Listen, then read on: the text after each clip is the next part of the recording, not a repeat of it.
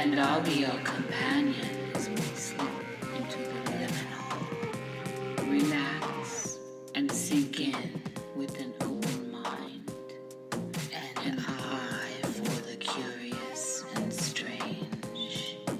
Come, let go with me.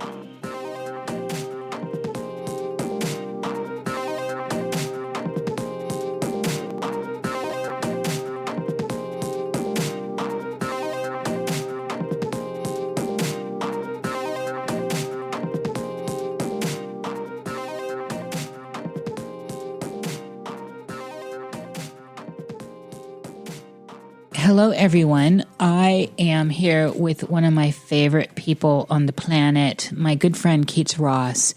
And I participated in something very magical that Keats threw out into the universe and asked people to submit for this project. And Keats will get into the whole process here. And so I did. And a year later, Keats has come up with a piece of absolute brilliance, absolute magic. And I'm so proud of it. I'm so proud of everyone that got involved with this. And the year is absolutely an appropriate amount of time when you're doing something on this level. And so with that, I'm going to welcome in Keats Ross. Hello. Hey, it's so good to hear from you. Thank you for having me. This is, it's going to be very, I did, when I completed this, I completed it on the 4-year anniversary of my big magical working under the Oregon total eclipse. Oh, wow. And so it was like this, kind of completing a circle and, talking with you and wrapping this up in a way is like the perfect kind of cherry, I love, and because this is a magical operation, so to have an end date when you wrapped be significant for you in your life, and anyone who's followed your work understands how significant that original working was. This is a big deal, and I think you can feel it. You can feel the energy from everyone else, but I really got a deep sense of you throughout this whole piece. Of course, you weave it together. But there is something extra here, Keats. That's so great to hear. It's weird when you release something into the world. I personally have sort of a postpartum depression about it, and especially something that has been gestating and in the forefront of my mind and praxis for like over a year, right? So when it's everybody else's, it's hard to kind of visualize it from the outside and see just how intricate people can dissect it. And, hearing good things from you and the other participants in this has been very relieving,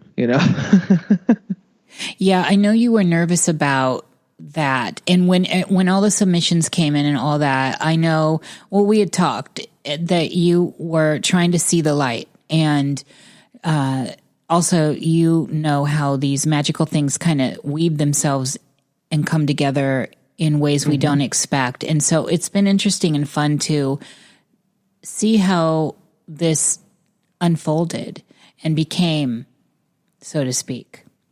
Yeah, and it really did. It was just kind of a fever dream in the height of, whatever this pandemic was, right, of the quarantine. I think it was April of that year. And we had just got done doing the Saturday Sideshow, which was this, this magnum opus of live streamers kind of coming together and doing some artistic stuff. And, I figured it was time for another big audio working. And at first, one of the main things I had was I needed to be very communicative to all the participants. And I tried to do that. I, throughout the year would give people updates, and I would ask people permission to kind of mangle or retool their submissions, like if it was okay. My big thing with this is, even though there's a lot of me in it, and I really kind of, put myself really into it, it was very important to me to still have the individual anarchic sensibilities of all the people that were in it revered as well. You accomplished that. And this was a struggle you went through and trying to honor that. And you definitely accomplished it, though. When I've listened to it many times now, and it's just better each time. And I'm not really one to do that, too. It's interesting that I keep listening to it. I let things go. I have my time while I'm making them. I let them go, and I kind of just go to the next thing. And even though this wasn't my baby, I put in a baby into the basket. Yeah. And so it was interesting to see how this was going to weave into everyone else's. And there's a lot of different stuff going on here. There's a lot of different types of voices. There's a lot of different messaging. And I mean, you just did it. And I think that there was a perfect amount of you in this because it needed that to really link everything together and make it a cohesive single piece that is now being exhibited in the world. And part of the Audiomantic process was I didn't want to it wasn't a compilation. You know what I mean? It couldn't have been that. It had to be tethered together. It had to be woven together. And at first I was going to, maybe through some mastering trickery, weave them all in. And I just thought, what a cop-out. Like, I'm in no rush to do this. Why don't I create a sub-album of tethers to kind of, fully recorded music? I even kind of released kind of a sub-album just to people who were interested, as I was finishing up, that were really inspired by everyone's submissions. And, the whole point of it was that it would have these this minutia that would just be like these torrid torrents kind of interwoven, throughout this entire piece. I mean, that's what a hypersigil is, right? It's a dynamic miniature model of, a magician's inner workings. And like, that's exactly what I set out to accomplish. And I'm glad that you think that it's not too much me, because I definitely think it's too much me, but you know how I am. Yes. And I feel the same way. And this is why my videos and stuff slowed down, because I get tired of looking at myself and throwing myself in. And when people are around me, I use my friends are in my videos and whoever's around, right? So, and I'd like more of that, less of me, but ultimately we are what's around, and this is how that goes. I want to say one of the things that hit me hard listening to this is it really is, and I know you're using different languaging around this, but it harkens back to really great concept albums. Of course, yeah. That's a dying art. That's a dying art, and I mean that's not an easy thing to do. It's, I've always said, as pretentious as it may sound, every album that I've ever made was a concept album, and always had a linear narrative, or non-linear, but it still had a narrative. And, it had everything was as a character in a way, or, written through the lens of something I was working through, or, just as a journalist kind of documenting the times I was going through. So, it's all concept. It's all, it's all narrative driven. Yeah, it absolutely is. And that is why I think I keep coming back to it. I continue to always go back to some really great concept albums and listen from beginning to end. That's what they were meant for. The Moody Blues come to mind. I mean, there's so many good ones. Sure. Yeah. And that process of traveling through a piece, especially an auditory piece, can be so transcendental if you allow it to be that. Yeah, and that's why it was important to me to kind of mass release it as one track, because Bandcamp won't let you do that. They won't let you upload a 45-minute track. And so what broke my heart when people download Bandcamp, I have to put a note saying, in your media player, make sure there's gapless play, because every song flows into the next, and it's all strategic. Otherwise, you'll have these pauses and indents in between, and that breaks my heart if someone's listening to it like that. I mean, you could still, your brain will make the pattern that, oh, okay, it's just my audio player. But, it was very important to me that someone would listen to this in one sitting. Yeah. And even it's actually mastered so that if you put the entire track on loop or the entire album on a loop, it's a perfect circle. I've experienced that, and that's one of the things. That's a nice touch. This is looping's a big deal for me anyway. When I'm doing my own work, I like, and so people in the world may not understand that, but it's one of those things where if I can loop something and I have to struggle to where does it start outside of volume coming in, I feel like I've done something good as far as auditory wise, that this could loop and you wouldn't know it until you're like, I think I've heard that before.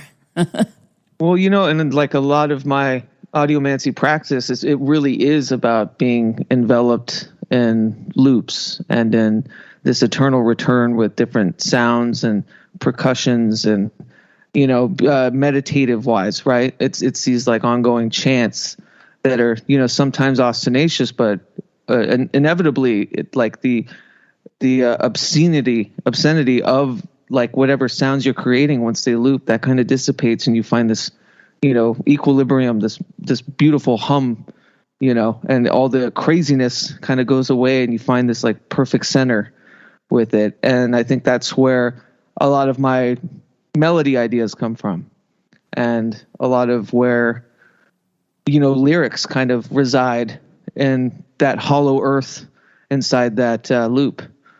Yes. So with this kind of general introduction, and I hope this is wet everyone's whistle, I don't usually do things like this unless I believe in them. And even that said, even if I participate in something and the final project is something I'm not having, I won't promote it. And there are lots of things I've been part of where I'm like, oof, nobody knows. I mean, you'd have to be looking and you'll find.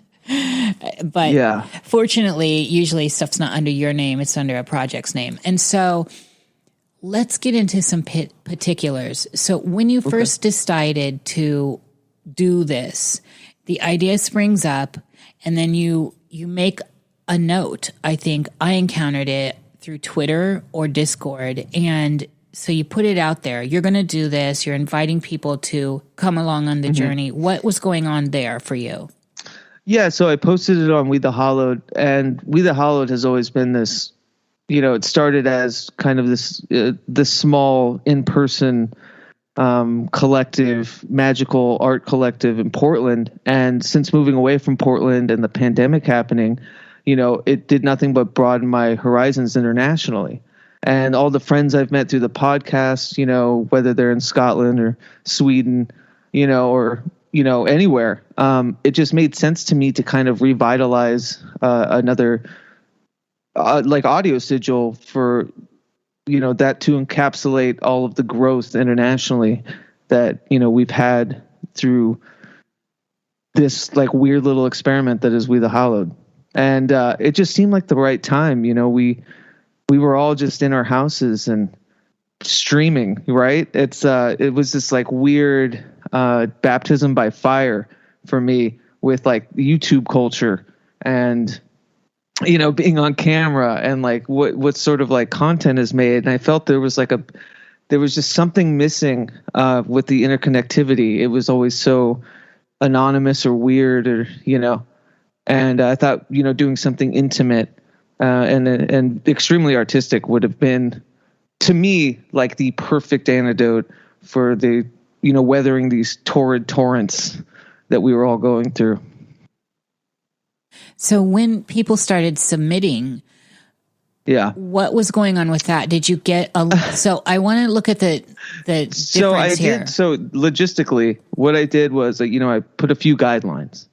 I said, send me waves, like a wave format. Try not to focus on soundscapes, right? I think when people think about audiomancy or audio, sound sorcery, I think their inclination is to think, ambient Brian Eno type textures, right? And so I wanted them to kind of focus more into how they would explain their praxis through sound, and submit one track. All these anarchic people doing all these weird, wonderful things. How would you explain yourself through a 3-minute track, a 5-minute track? And there were some logistical things, like it had, I needed a certain format, submit some writing if you want that. Yours, I think, was special when I got it because you didn't have much like writing for it. And I thought it really, pun fully intended, stood for itself. Because your track Stand, I thought was, when I heard it, I knew that was the one that was going to kick it in. Like that had to be track 2 or 3. That had to be doors opening, something pushing in. And so I was getting piecemeal ideas after every submission. And, from my history of sequencing records, like I could just kind of tell where one would sit well. But there are others, later that I was like, oh, this is completely opposite from where I thought it should be. But, as they're pouring in and you're getting submissions, you're listening to them, you're meditating on them. And then I had the idea, let me create a little sub album. I know it's going to be harder on myself, but, let's like really make this something. And I would meditate on different tracks, and that's how I knew where to put them and like what songs to kind of create, what tethers to kind of create to help tie things. So the tethers themselves are like, they're little sigils in themselves of, whatever submissions are around it too. So that it just feeds into each other, and then, I had my weird processes, which we could talk about. Oh, we'll get into that. So, when I approached it, and I've always done this, and, I've lived my life as an artist and supported myself as an artist here and there. It's hard. How hard it is. Oh, my God. It's so hard.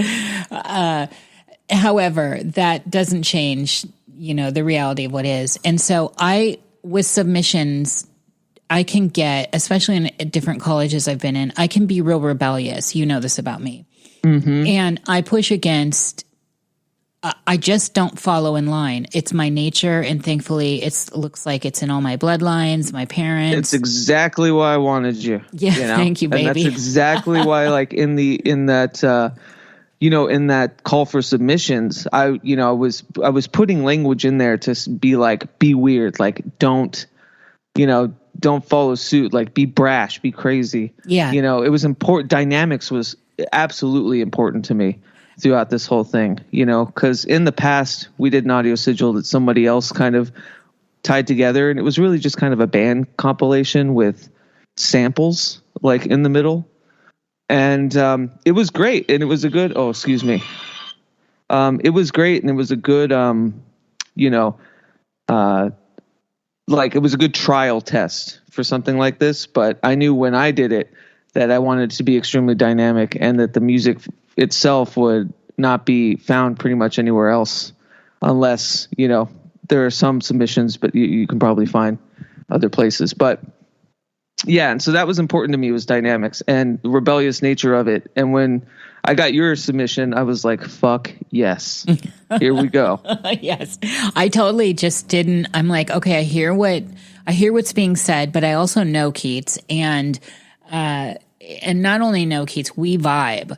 We definitely vibe. And so it was like, I'm going to just sit down and let it flow. And that's actually how a lot of my stuff goes, is auditory stuff. That's why I really love doing live shows, and that I used to call performance art.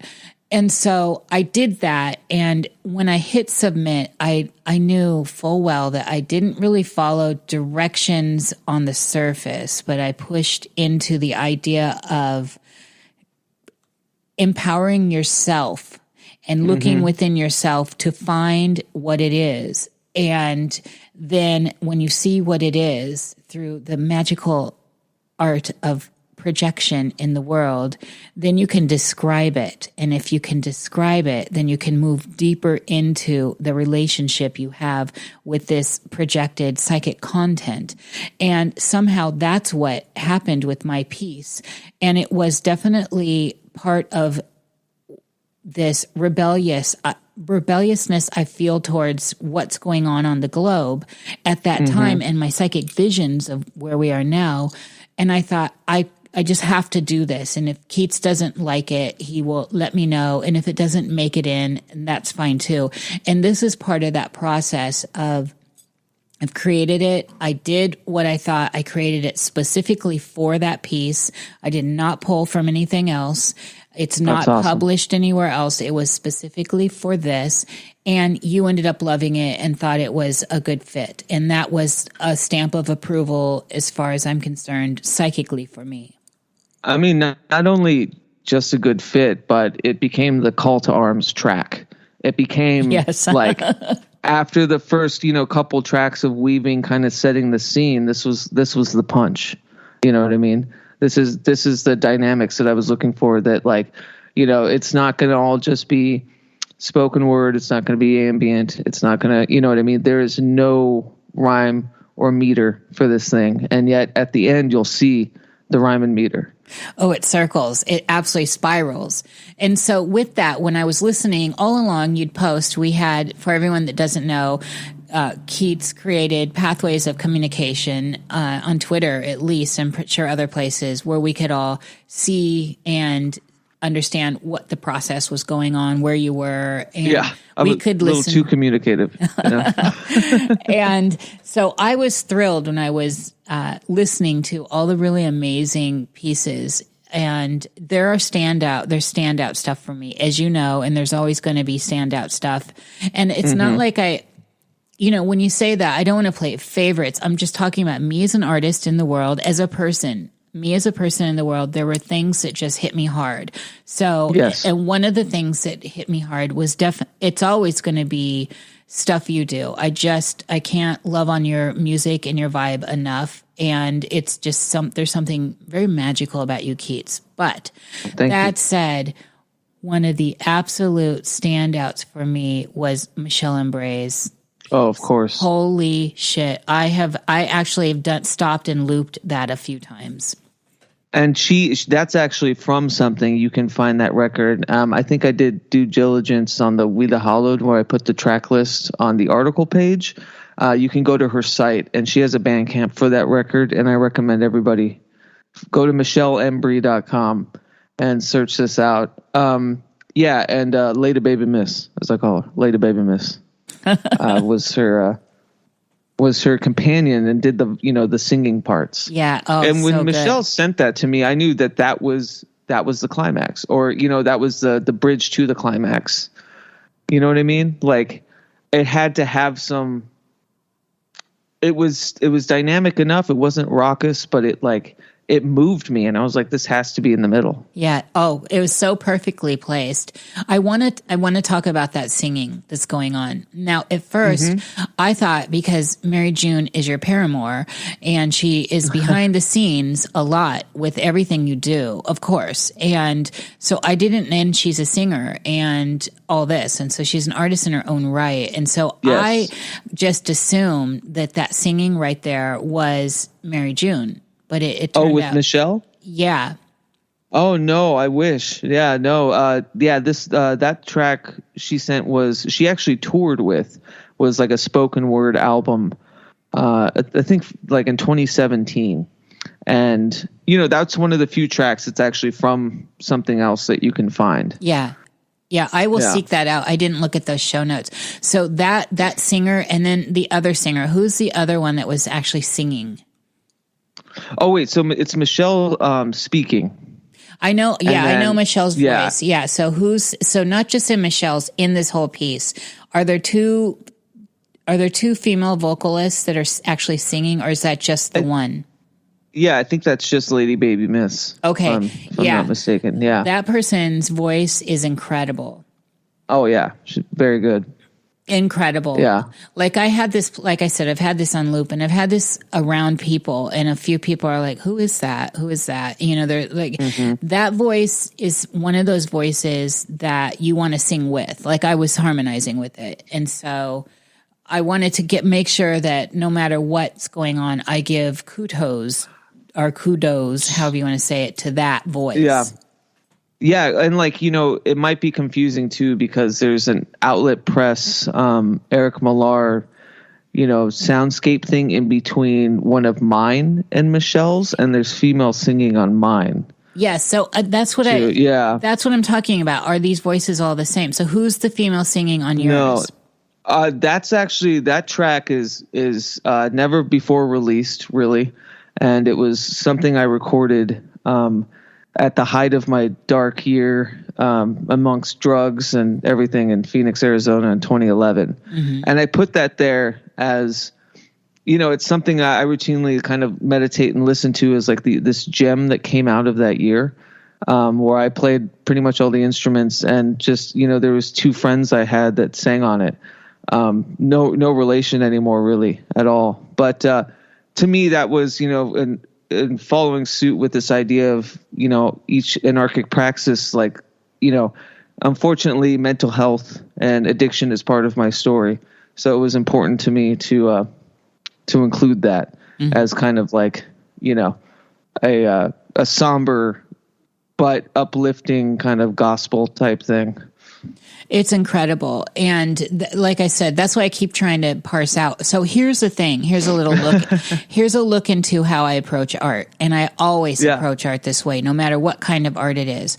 I have yet still to read through all the liner notes and all that stuff. I am still letting this. Yeah, no worries. That's why I don't know who's who and what. I know Michelle's voice because I know Michelle, and I'm a big fan of Michelle's work in the world in general, just her presence. And she's the best. Yeah, she's amazing. And so I knew that was her. And then I thought I was hearing two different vocalists in this whole piece that were like singing. Yeah, and so. That is what I'm saying. And so the look into the way I process art is I do not like going into art of any kind and being bogged down with what the artist has to say, because the art should stand on its own. And I don't need all that verbiage in the front to engage in a piece of art. Then you haven't done your job. That's just my opinion. I'm snobby like that. No, absolutely. And when me and Eric Millar especially, who designed the liner notes and the cover and Eric's all of that. Amazing. We love him. Yeah. Yeah. Just incredible. Like, honestly, just one of my greatest friends and collaborators. Like, this guy is he's a machine. He is a machine. My God, the muse loves him.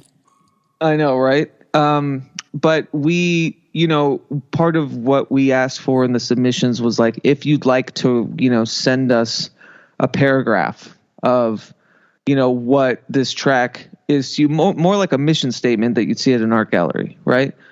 And some people decided to, some people didn't. I thought it was important for me in the intro to write about my involvement in each of the things to help people kind of realize that on Una Song's track, it's just her vocals and it's all my music. On Stevie's track, on Seyroth the Maid's track, it's just his vocals and all my music. And it was a part of also like, in case there's any blowback, you can blame me. You know what I mean? Oh, you see, this is your kindness showing. But see, here's the thing. So as I was talking about how I present and go to art, so I want my personal experience. I don't care what the artist is at this point when I'm first engaging in it. I love that. I just want to experience what came forth, and then and go through the experience and have my relationship. So I've sanctified that relationship with the piece of art. And then at that point, and I've done this with albums, everything, then is when I start looking in at the show notes. Then's when I'm curious. Then is when I want to know more. And this is what's informed my whole world. Looking at albums when I was little and then, enjoying them, and then get into the show notes and saying, oh, okay, this person produced this. And then, oh, I see that person again. Or looking at that person's body of work, and you can get deeper into that. And I like that process. Don't break the fiction. Yes. Yeah. And I think, and it was very telling too, who decided to kind of write a lot, and who didn't. And it's just, that's the anarchic idea that we have here, is everyone approaches it differently and wanted to submit a picture of themselves.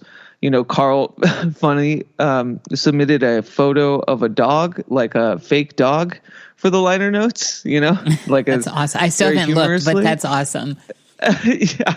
And so like it's just all over the place. And I love how you approach it though. If if tracks are blending in and they sound like it's the same people, even though they are almost decades apart, in different areas of the country with no relation to each other, then I think that's a success. Oh yeah, absolutely. And so, yeah, I'm one of those people that I don't like to bog people down in all my accomplishments. And at my age, you'd be looking at a book. And so I just don't get caught down. My ego is not that tied into who I am on this earth. And so I tailor things to what I'm doing at the time. And it's a problem when I go on radio shows and other shows and, people want a bio. I'm like, ugh. I struggled with this shit in school. I've always struggled with it. It's like you asked me on the show, you write it. It's like, know. Seriously, I'm not having it. Do your research. And people are so offended when I say a creative person living a creative life. Like I have to qualify myself as I worked with this famous person and I've been on that and I've been in that movie. And, like that kind of stuff turns me off so hard and fast. I don't like that reality at all. And I don't live in it. No matter who I've worked with or where I've been, this is just my own thing. And I move forward with that. I respect that people want to, I guess, fly their colors and be proud of it. Be proud of everything you've done. And if you need to talk about it, you talk about it. I'm not judging that in someone else. I'm judging it in me. Yeah, I get you. Absolutely. I think a part of it too was in the submission request, we had big ideas, right? And one of the big ideas was we'd print a little booklet, of high quality art. And Eric would take care of that, basically. So Eric was taking care of kind of the design aesthetics and the cover art and the booklet. And, I was taking care of just the audio sigil and all that. And he did a wonderful job. It's now just a PDF. If you download it, it'll be a high quality PDF. I also laid out all the pictures of the little booklet in a gallery that you can view on wethehallowed.org on the article page. So it's it's just another realm of of artwork for it. But when I posted the audio sigil on Pragmagic, there were no links. It worked out so that the article didn't link for the podcast of the entire sigil. And so people don't know, I haven't gone back and fixed it because I've been getting feedback oh, I love that one about the wolf. Oh, that one with the girls singing was great, Yeah. And as a part of me, I was like, I'll tell them if they want to know, of course, and I'll direct them to where the liner notes are, but it's up to you. Yes, and that's the beauty of the mystery. So you're like, okay, I want to know more about this person or this process, and that's why I like concept albums too. So a lot of times with concept albums, there was really cool liner notes. There's really cool stuff that goes along with them. And like I said, when I get to that where I'm like, all right, now I'm going to put the analytic mind on and I'm going to go and look at all the components here. And that includes the people and what does each person bring. And so, I did look briefly when you were, and that's how I knew to change the name because my friend that does a lot of document. Yeah. Yeah. And like Hagadaga, who does a lot of mixing for me with my projects, did the mixing on Stand, but he calls things, he has them, and I cherry pick. He makes them all for me, and I cherry pick what I want, and I usually am integral in getting to what they are. So awesome. We have an interesting process. We work well together, and I did not know that. I knew that part of this talk, I really wanted to hear more about Stand and what that process was. Well, it really was what I told you. It was that simple. Yeah. I sat down. But what I did do, so I instruct Hagadaga on, because I have no rules in art. I have no rules. So I don't have actually a patterning that can be followed. But with this piece, I was just like, I've got this idea burgeoning, coming up, bubbling, trickling, moving through me. And it's dealing with all of the world stuff that's going on. It's dealing with my relationship with the world. It's dealing with the idea of what are we and where are we going and what are you and what are you as compared to me. And then the music started to come in and he called it a boogaloo. And I don't even know I still don't know what that, I think it's a dance. Well, yeah. And like the electric boogaloo. Yeah. It's, is it a dance? I think it's the Stand too. I think it's like a film reference. It's a goofy, sequel to a movie, Break. That's what it was. It would be, I don't know. Like and that's Hagadaga. I mean, he titles stuff that I can't say on air, and so I just listen. That's just how he works. And I'll be like, I want more of this. Or if I'm around when he's creating, I'm like, we'll take a little bit of edibles and allow the process to happen. I'm like, ooh, more of that. And I'll get in and do the dirty work. And on all my work, I always list who I'm working with. So that was, he did that. I instructed it. And then I sat down, like I said, and it just came out. So that was that process. And I'm curious, how in touch with everyone else's process were you through the making of this? Not much, like, to be honest. I didn't want to judge it before. So I heard, I took every submission like it was final. And I didn't want, like you said, I didn't want to ruin the fiction for me. And what I did, you guys were privy to about 2 other drafts of the sigil, but there were tons that I would I know you take walks on, I would listen to, and every time I wanted, to ask how somebody got a sound, I thought, no, that's just going to entice me to kind of mirror that because I'm creating these webs, right? I'm weaving. And what's more obvious or on the nose than like bringing an element from the last track, and mixing it with the element from the next track. And so I figured, when they submitted, their writing about it, I just took them at their word. I'm a guy that's really obsessed with praxis. Like I do want to know. But it was important for me to have that not infiltrate how I was, handling the whole. One of the things I think, just as a side note in here, it might be fun and interesting for you on your live stream or however you want to do it, is to actually bring everyone in separately and have separate conversations about how they got to the piece or why did they think that piece was perfect for this in the case of, like, say, Michelle, because that's what she entered and it was already part of something. Yeah. And of course I've talked to Michelle about it. I've talked to many of them. There are some that just aren't as reachable, but yeah, I've had conversations. Most of the people that are on it, I've deeply talked about processes with, but nothing not rarely specific about the track that they submitted. Unless it was something they spoke about elsewhere. Like Derek's, I know, comes from something else, that, he was doing this kind of sound, scape synthesizer music, to the tarot. And that's where that was for the Lust card. And so I knew that, I didn't get into the nitty gritty of how he pieced it together, but what I did was I took the second half of the song and created a song on top of it. And so you hear, 2 minutes of his track, and then it just weaves into something I just wrote and was, inspired by that track on top of the rest of his track with like this broken acoustic guitar. Yeah. Oh, it's so beautiful. And so like, I'm with you. I would love to hear from everybody. I think, as I said, I've been in sort of a postpartum depression about it, and it's been, I'm also, like I said, weathering all these torrents. Yes. In life, but I absolutely, it should be a series. We should just milk this thing because I think it does deserve. Everyone deserves to be heard.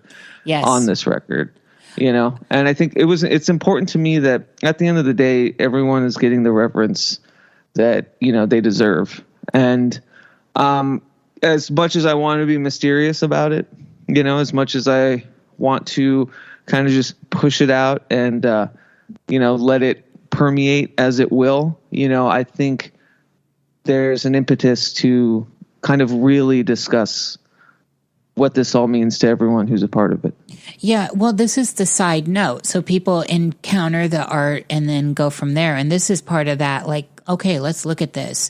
So let's take this time now, Keats, and let's look at, I want you to talk about each submission and the person that submitted, and let's dive in a little bit. Let's break this apart and look at the components. Okay. Should we just go like through the track list? Yeah, I think that's probably the best way. Okay, I'll try to be as brief as possible, just because there's 17 of them. Yes, but we'll keep it in short. Tom Whiston opens and closes. He's the perfect circle. He's the one that tethers. Now, when he submitted this, he has a big writing on it, and I don't want to speak his words or put words in his mouth. But this was a piece that I always knew was either ending or opening the album. And it occurred to me, halfway through the process that it should be a ritual where you have the preparation, you have that that liminal bath in the beginning, and then you close the circle at the end. And it's just his track that does both. And he's amazing. He's in England. He also just put out a cassette tape of his own Audiomantic kind of things. And honestly, I'm not entirely certain how we got to know each other, but he's written for We the Hollowed. He's a deeply, just a romantic, a practitioner of a high regard of sound art. Very technical, but also, he's got his bona fides, as we say, right? Yeah, absolutely. In magics. So, so I knew that he would be kind of the perfect circle, and opening and closing the ritual, right? And the second one is me. It's my prologue, my quick prologue draft of a long form fiction work that I've been writing for a very long time that I will finally have a readable draft of. But to me, there's what's been taking most of my magical energy is like living in this fictional space. The book is called Zozobra, and it is the death of this character that I've been working under named Dakota Slim since I was 15. And it's him traveling through the Bardos, but it's also historically accurate about late 1800s New Mexican territory. And it time jumps, and it's fantastical. But this was my door opening, and it quite literally opens up with a sample of a door kind of opening and closing. And it's about starting to burn the ghosts that are kind of creating drought in this town. And this Santa Fe in 1924 is, riddled with drought. So they're asking, they're seeking dark means to kind of help hydrate and kind of burn these ghosts that are torturing this town. And so that kind of that starts us off, right? And then boom, Stan comes in. And that's it's a revolutionary call to arms. It made perfect sense that after the preparation is for the ritual, the circle is drawn, that you stand, right? It's like, I don't know, I can't speak on it without being a little pretentious or too corny, but it really it kicks it in, and it made so much sense that it would be the track that shakes people awake, that this isn't your run of the mill, what picture you're painting in your head of, sound sorcery, where, it might be, which, it isn't at all. That was very important to me. And then we have Carl, of course, resonance. Oh yeah, Carl he's Abrahamson, a master. writer of a culture, Yeah. famous jet-setting, occultist and man of many talents, filmmaker.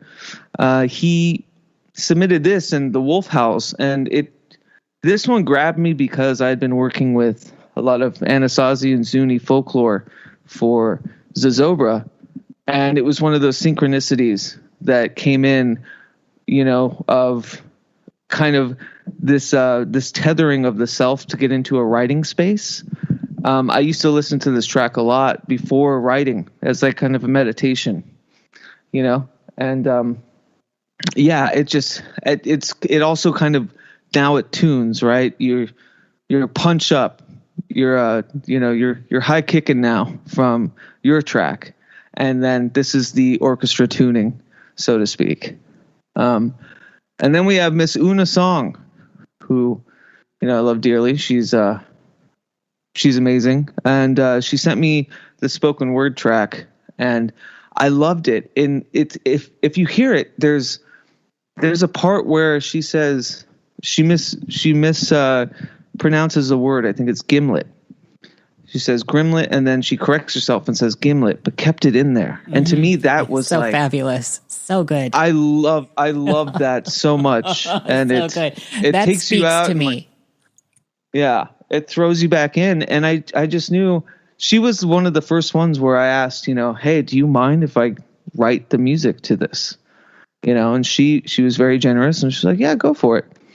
And so I created a song to play underneath it, and edited the her track kind of around it too, so it's form fitting. But in the track itself, there's a MIDI drum beat that I created where I literally drew a sigil in the MIDI file, and so the rhythm you're hearing is a sigil pattern over and over again. Oh, wow. With like very noir kind of guitar, and kind of this noir surf kind of feeling as you're like floating through these past lives.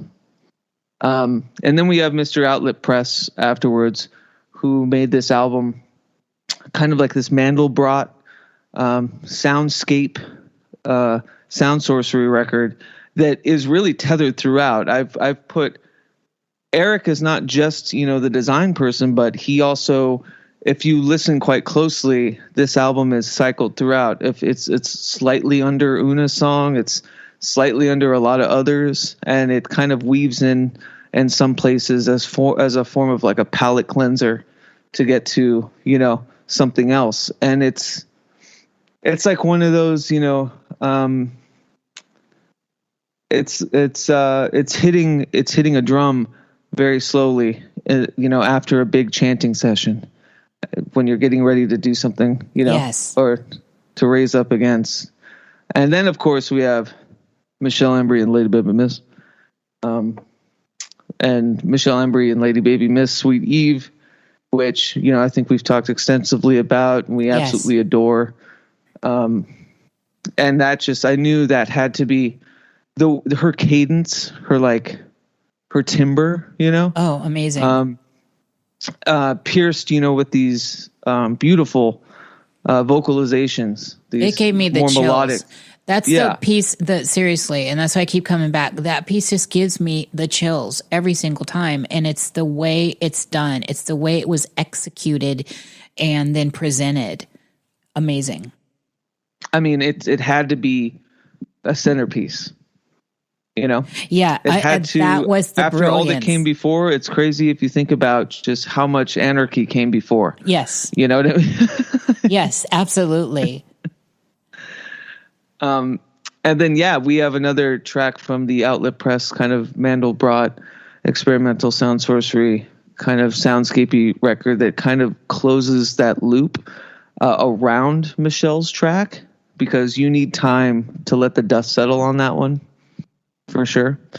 And it also, it pierces an in-between for the Dakota Slim track I talked about writing and recording in, my dark days.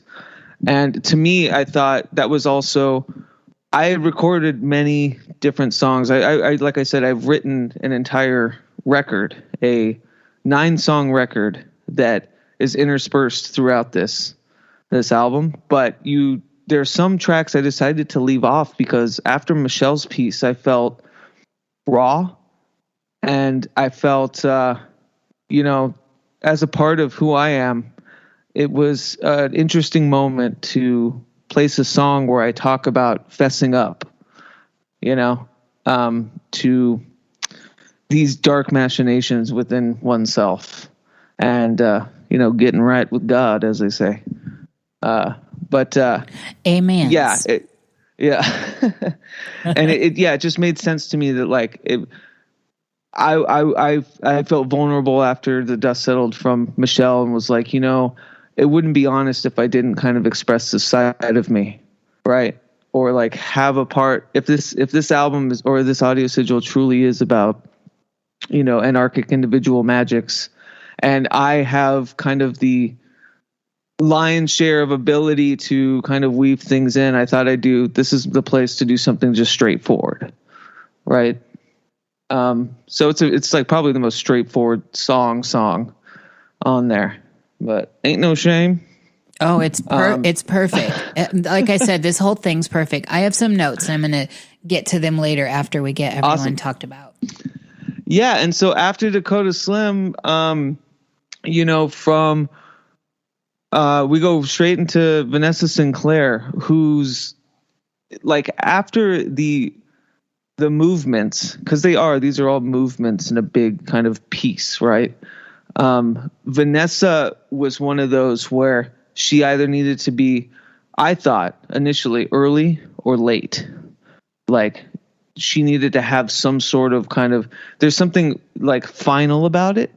And then as I meditated and grew with it and decided to kind of be open with something a little more straightforward with my track, I thought she not only kind of breaks that barrier, gets rid of that, kind of straightforward Americana, whatever feel, and like takes us back into, here's the last chapter, or the second chapter. Very well in that. Yeah. It also brought me into, and Vanessa's work always does this for me, is it brought me into the analytical mind because she brings in a lot of that energy. And, it's kind of obvious for me saying this, but after talking through the song, the narrative of the song before, being open about, drug abuse and kind of this godlessness, like I'm sitting on her couch and she's next. You know what I mean? Yes, absolutely. And I'm listening to her advice kind of through it. Or like, the pieces, right? And I mean, signal, signs, or synchronicities. It couldn't have been titled better. It's a reminder that, pay attention to those signal, signs, and synchronicities. Yes. No matter how dark shit gets. Yeah, so important. Perfect messaging in this piece as well. Yeah. And then one of my personal favorites, Seyroth the Mage. Mr. Stevie Ray of Scotland. Yes. Oh, I've done some pieces with him alone, and you know this. Yeah. And he's just, he's become such a genuine friend, through this rigmarole of whatever the past couple of years has been. And he sent me this poem. And that was another one where I was like, I have a melody to it. Like, I have this kind of like I after playing guitar with it and like meditating on it, I had something that was kind of a relic of a song. If you listen to it, it sounds very time capsuled. It's like there's break beats being used, but the guitar is very like, 90s. Like it's like I don't know how else to put it. It just kind of had this timeless feel by being so encapsulated in time. And that was all because of his poem. And so, I created the music for that. And, it's one of my favorites, actually. I can't get enough of his speaking voice. That's why I've used it so many times. He's got the best voice. Yeah. And that was Dream Boy. And then it goes into a me and Eric Millar collaboration where I use one of his Mandelbrot soundscapes and just build something dark above it. And this was one of the first ones that broke open to me that, I could go any which way. Like I had all of these, preconceptions about what I wanted to do for the tethers. A lot of it was like vocalized. A lot of it was very kind of folky, and this was the one where it gets a little more industrial and electric guitar driven and dark. And I just followed as you say, I followed the muse on this one. It's not something I would normally create, but it was just like so haunting and very, snake driven in a way. And to me, it was like, I called it X Hex because it was this angry banishment to like, the troubles that I was having at the time. And I thought it was perfect under like this or after this, the clouds opening up and Seyroth's voice coming in, and then you get mad. It's kind of supposed to mirror your stand on the opposite end, right? And it does it. It's very perfect. That's one of the things. The symmetry in here is really impressive. Yeah. And then after something so punchy as that, Sorrow Star, Melanie, who is Stevie's girlfriend, sent in her playing a foot harp, which is, just a rubber band on her toe. Yeah, I love that. And it was the much needed levity. And so I kind of fixed it up a bit. They had a laugh at the end that I thought should be in the beginning as well, where they were, so it breaks in with their laugh. I love that. It was one of those things that was very approachable for me, just like when Una corrects herself. So that was great. Yeah, that's always been a huge part of me, especially, or just like what I'm attracted to, especially when you're marrying analog and digital formats. Like I want human slip ups, we want to know we're human. Yeah, exactly.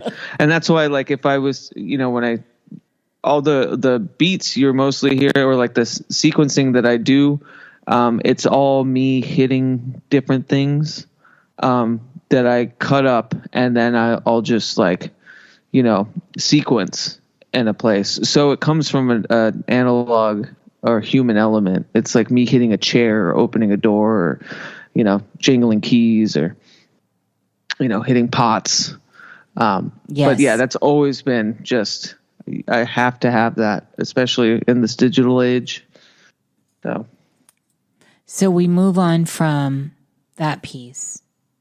Yes, and this is Derek Hunter's piece, Lust, Chaos, and Babylon, which I'll remind that comes from a record he did of synthscapes about the tarot. And the Lust card, this especially, which I think is basically just strength and other iterations of tarot. I think this was the Thoth deck specifically. And he, this, like, the strength card, right? Lust, especially after all of that, the humor before it, and then kind of bridging what I call like the third act, right? So I always think of like the foot harp as this kind of hopeful send off into, this conclusion. But, as we now know, nothing concludes. It just kind of loops. But so it's kind of a two-part song, and this one's hard to discern. If you go to the Bandcamp, you can see how everything is parsed out track-wise. But this is the first 2 minutes of his track, and then it flows into the last bit of his track, but it's a different track with all of my composition on top of it. And I called it Wax Wainer because it's it might be a funny word, but it's, as you were saying, with your producer, you kind of label things funny just to kind of save them, for a later day. Oh, and yeah. this was actually, I wrote this with a 3-string broken guitar during a full moon of last year. And, it was during like a full moon meditation, and I just named it Wax Waner, and it just stuck. And I think the piece of Derek's first part is the moon growing full. And I think, this with my music is it's like gentle shade into a new one. So that's what that was. And then afterwards, I also have a song called Nell.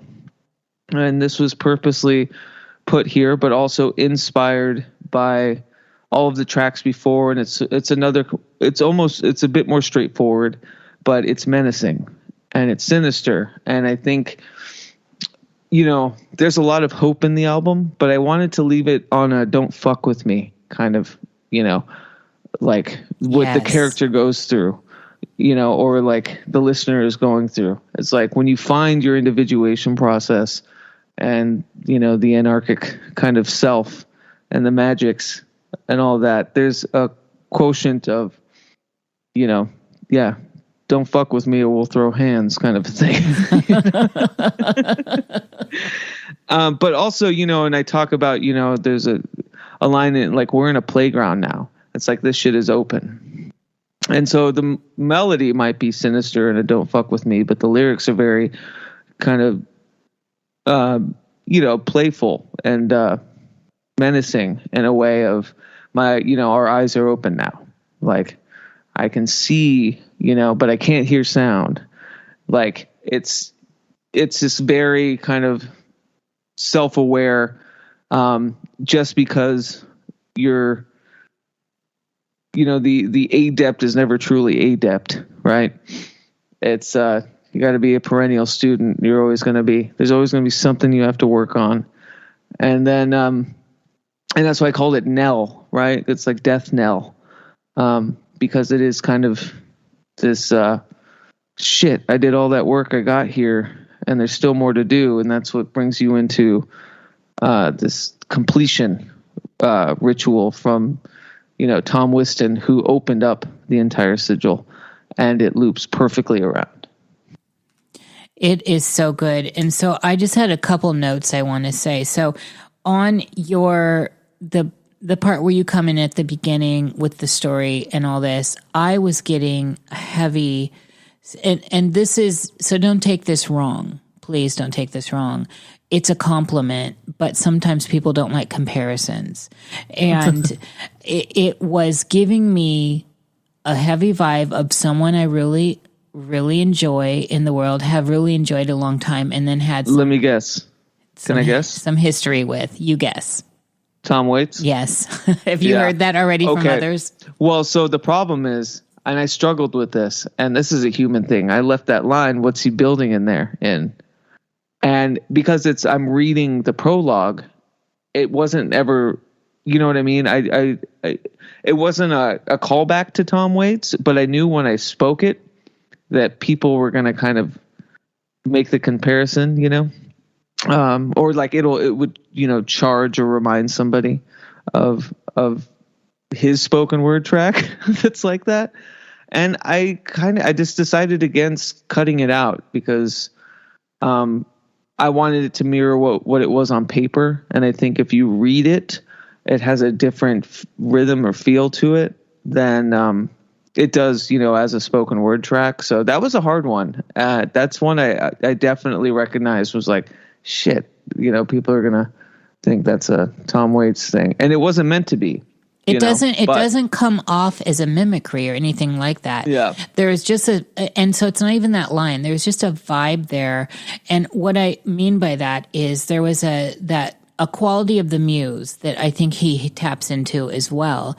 And so it's distinctly you. It's distinctly you, but it is something that I recognize in some of Tom's work here and there. And I love it. That's that's at the bottom line of what I'm saying here is I absolutely love it.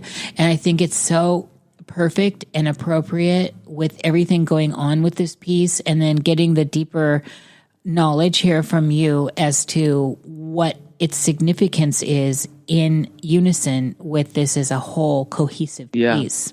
I mean, and that's a lot of the reason why I kept the line in, was because what's he building in there? What's happening? What is this creation, right? And I definitely feel that, but you know me, I'm like, I can be a little too like self deprecating if I hear some sort of tether to somebody else and be like, damn it, that snuck in or whatever. But I think, I was concerned with the line, but I love that you still drew the conclusion or like the comparison, with or without that line, because Tom Waits, Oh yeah, Tom's awesome. And another note I had here, I love, I can't love this enough, the name Waxwainer. I love it so much. I don't know why it's silly, but it's also kind of there's some depth to it, and it's kind of fun. But if you play into it, there's a lot of give in that. Just Waxwainer. It almost sounds like you could use it as an ad hominem. I mean, it's yes, yeah. Yeah, it's silly, it's one of those that looks cool phonetically. Like you read it, it looks like those words should be cool together. But when you say it, there's something else about it. But that was one of the human elements too, was, I can give this some sort of deeply, thoughtful name. But I think being true to when I wrote it and when I was composing it, and that's just what I titled to save it, was like, no, I've got to pay tribute to that. I find myself struggling with titles and names in life, period. And I mean, it's a thing all the way down to my work. And I have toiled over this process in the past, and now I don't care. And so, in fact, I really don't care about a lot anymore, especially people's ideas and thoughts about me and about what I'm doing. I've definitely well moved past those days. And so naming is interesting. And again, if I could just present work and nobody knows even what I named it, if you can just experience work, then you come to the name, or what did that person name it? Then you have, I think, more of a sense of it. And this is, there's that whole art movement that I can't even remember what it's called now, where you make stuff to be destroyed. It's like the flash temporary stuff. I can't recall like Dada? No, not Dada. No, more modern. In I think the movement was really big in around 2000, early 2000s. It went worldwide. I mean, it's a thing. I'll have to figure the name out.